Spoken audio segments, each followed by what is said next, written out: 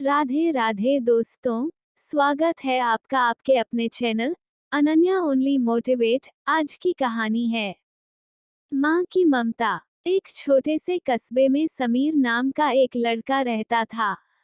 बचपन में ही पिता की मृत्यु हो जाने के कारण परिवार की आर्थिक स्थिति बड़ी दयनीय थी। समीर की माँ कुछ पढ़ी लिखी जरूर थी, लेकिन उतनी पढ़ाई से नौकरी कहाँ मिलने वाली थी। सो घर घर बर्तन मांजकर और सिलाई बुनाई का काम करके किसी तरह अपने बच्चे को पढ़ा लिखा रही थी। समीर स्वभाव से थोड़ा शर्मीला था और अक्सर चुपचाप बैठा रहता था। एक दिन जब वो स्कूल से लौटा तो उसके हाथ में एक लिफाफा था।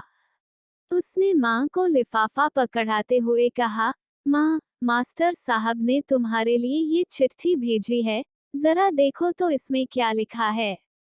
माँ ने मन ही मन चिट्ठी पढ़ी और मुस्कुराकर बोली, बेटा, इसमें लिखा है कि आपका बेटा काफी होशियार है। इस स्कूल के बाकी बच्चों की तुलना में इसका दिमाग बहुत तेज है और हमारे पास इसे पढ़ाने लायक शिक्षक नहीं है, इसलिए कल से आप इसे किसी और स्कूल में भेजें। उद्धरण चिन्ह। यह बात सुनकर समीर को स्कूल न जा सकने का दुख तो हुआ, पर साथ ही उसका मन आत्मविश्वास से भर गया कि वो कुछ खास है और उसकी बुद्धि तीव्र है। माँ ने उसका दाखिला एक अन्य स्कूल में करा दिया। समय बीतने लगा। समीर ने खूब मेहनत से पढ़ाई की। आगे चलकर उसने सिविल सर्विसेज परीक्षा भी पास की और आईएएस ऑफिसर बन गया।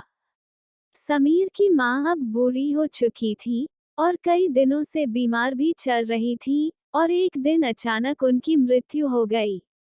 समीर के लिए ये बहुत बड़ा आघात था। वह बिलख बिलख कर रो पड़ा। उसे समझ नहीं आ रहा था कि अब अपनी माँ के बिना वो कैसे जिएगा। रोते रोते ही उसने माँ की पुरानी अलमारी खोली और हाथ में उनकी माला, चश्मा और अन्य वस्तुएं लेकर चूमने लगा। उस अलमारी में समीर के पुराने खिलौने और बचपन के कपड़े तक संभाल कर रखे हुए थे।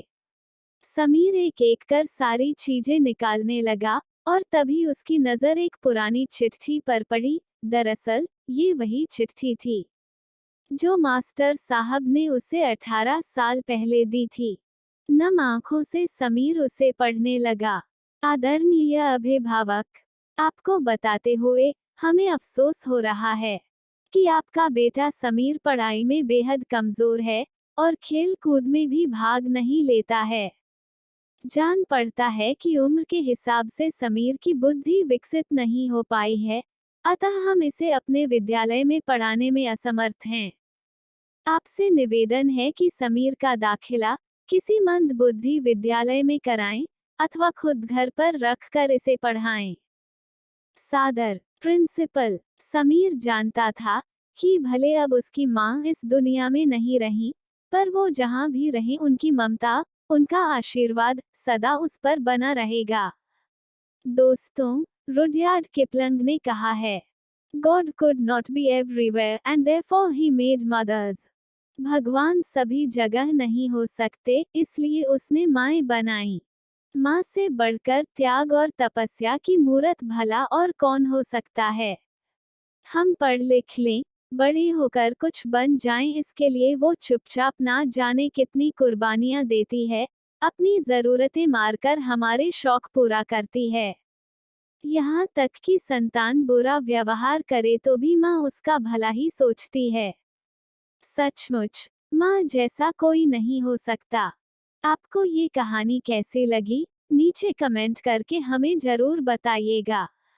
अगर आपको ये कहानी पसंद आई हो तो अपने दोस्तों के साथ जरूर शेयर करें और ऐसी ही प्यारी कहानियाँ सुनने के लिए हमारे चैनल को सब्सक्राइब करें, वीडियो को लाइक शेयर करें। कहानी को सुनने के लिए धन्यवाद।